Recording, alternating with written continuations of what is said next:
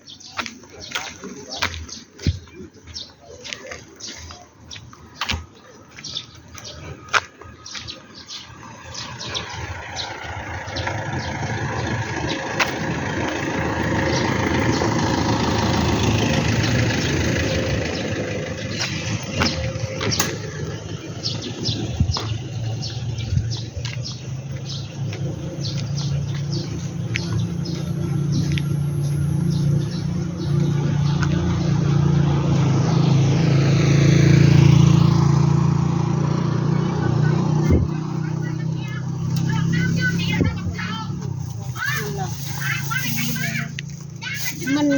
เดือดแพ้เฮาพัดโอ้เนนน้อยมาทางใดนะฮะกินแต่น้ำห้อยมันฮ้อนเนาะไม่ก่อนเอาไว้แบบนี้แตงโมเท่าไหร่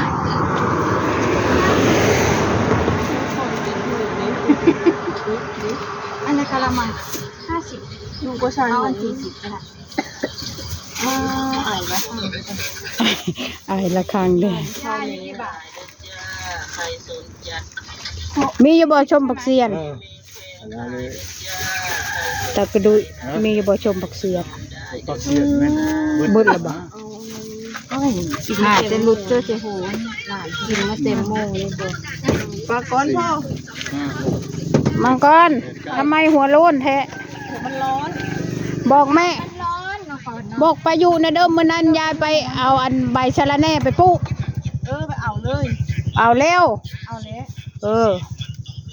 เฮ้ยไปนะเน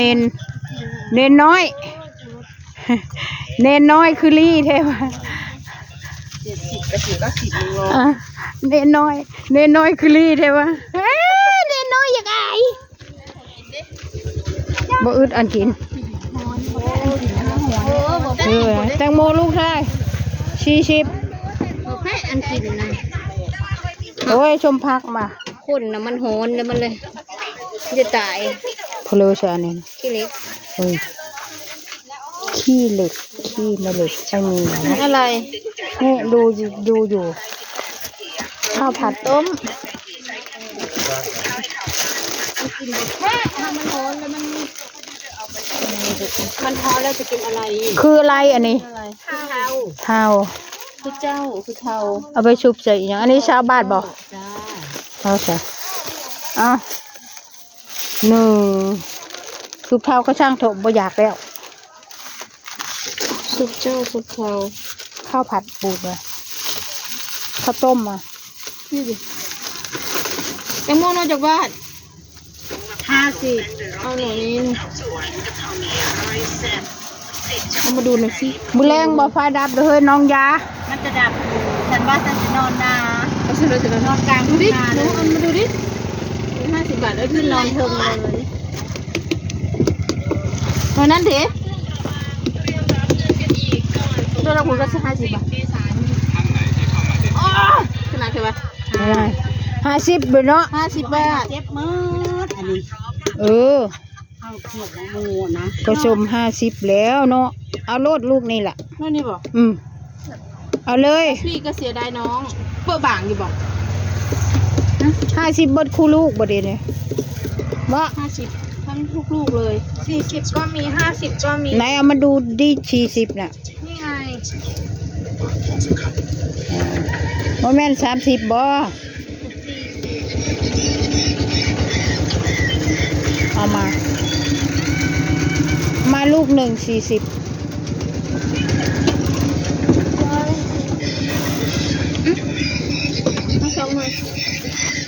ทีละนอฝากไว้ที่ใคร ฝากไว้ที่ตากระดุยนี่แหละ เอาไปลงบ้านเจบีได้ไหม ได้ ระวังเขาพากินเด้อ เอาหน่อย กูนี่เราจะกินเลย ใครหน่อยเท่าไหร่ ของค่อย40น่ะมา ใช่หรือไม่แม่ที่มาละนี่ตัวพี่แม่ได้กินพี่กินน้อยดิ มันเอาอยู่ข้างใน ยังห้าลูกอย่าลงขายนะ เบิ่งให้นะมันสลิดเดี๋ยวขับรถไปใกล้อ อย่า ยู่ ล แล้ว งขายนะในโบแมนตัวนี้ตัวที่เสี่ยวในโบแมน เอาละเอามาตัวใดก็ยา เดี๋ยวเชียวลงมาหันละจะ จ้าจ่ายตังค์เลยนะ หรือว่าไว้ให้เสียเป๋บ่ บ่ เอาไว้ให้สวิ ไว้ให้สวีบ่ค่อยฝากไว้ ชิเลอแมงอันนั้นยายนะฮะ เออ ใส่กับแมงงอแงงนะอยู่ชิเลอ เด้ใส่ให้เรา ใส่ไปนี่ เอา2 ถุง โอ้ข้าวต้มบ่แมงงอแงงยายเด้ซะ เดี๋ยวนี้แยกไป นี่นั่น นี่ของคุณยายแตงโม1 ลูก แค่นี้ล่ะ คิดมาอุราช้ำหนัก ผัวรักไม่เคยส่งเงิน เป็นเป็นอันนี้เป็น 40 ที่ 50 60ฮะ60 70 บาท เพราะว่าแมงงอแงงอันนั้นชาวโอเคเอาวางไว้หันละตะกระดุยค่อยเอาเงินให้เจ้าก่อน มีอะไรมาสุกปุ๊บ ไม่จกกระปกดอกเอา100 บาททอนกินมักแตงโมนี่แหละกับข้าวเนี่ยไม่ต้องกินอะไรมากมายดอกบุแรงไฟก็ดับแล้ว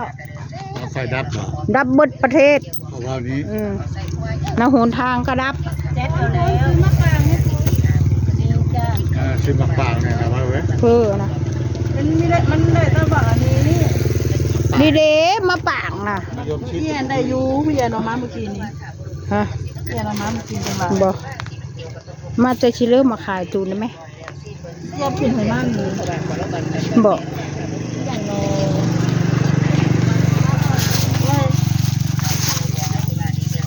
ยังก็ฮิบเอา ก็กินอย่างเนาะ โอ้ยเสียหูดชิปก็บ่ได้จากเทื่อ อันนี้ยัง เดี๋ยวขอเอาคลิปก่อนพี่ดุ้ยอย่าเพิ่งไป เอาพริกบ่ เอาคลิปนี่ล่ะ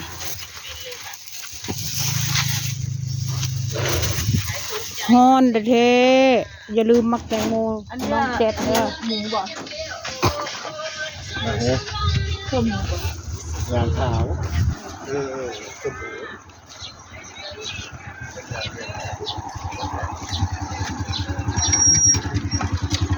ไผอันนี้สาวบ้านใดฮะสาวบ้านใดวะสาวพลอย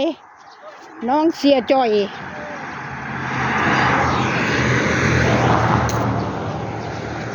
ชมวางก็ไปหาใส่กุ้งมัน พี่ไปได้มันละค่ำนะ นี่ก็ใช่ยูนี่ไหนทำมาแล้วไปใช่แต่หู โบอันอุปกรณ์ใส่กุ้งนะสมหวังในเบิ่งนี่นี่เห็นไหมในอุปกรณ์ใส่กุ้งของนาแย้มค่ะเอาอย่างใส่ปลาแดกบ่เฮ้ย ปูอาหาร หัวอาหาร ง่ายคิดเป็น หัวอาหารไทยมุงบ่ ไทยมุงหัวอาหารเจ้าบ่ คิดไปเบิดเลย อันนี้40 บาท ก็ซื้อแล้ว40 บาทกินบะแตงแล้วมือแรง ข้าวต้มแมงงองแงง ว้ายเพื่อจะกินก็กินเพื่อไม่จะกินก็ย่าหูมันแล้ว อุปกรณ์เนี่ยนะอุปกรณ์ใส่กรุ้ง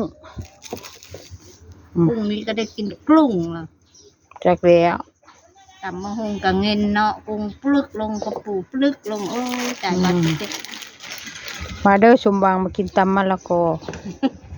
ตอนเที่ยงมื้ออื่นได้บ่แม่นมื้อนี้เด้อพรุ่งนี้นะคะนี่รถพี่ดุยมาขายกับข้าวอยู่บ้านจันเพนพี่ให้ได้รู้จักตากระดุยบ้านจันเพนเปล่าวะเจ้าถ้าเป็นคนบ้านจันเพนน่ะ เอาเราเป็นคนมาจุดเรียน เจ้าของอัน พี่ให้ได้ไงเป็นคนบ้านจันเพนพี่ให้ได้เป็นคนขี้ตัวว่ะบ่เชื่อหรอกว่าเป็นคนบ้านจันเพนโอเคสต็อปแลนประมาณนี้ก็จบคลิปแค่นี้นะคะผ้าแล้วก็เอาแช่ตู้เย็นเฮ้ยแตงโมเชฟได้ ค่ะแล้วแช่ตู้เย็นเนาะ โอเคสต็อปแลนประมาณนี้ค่ะ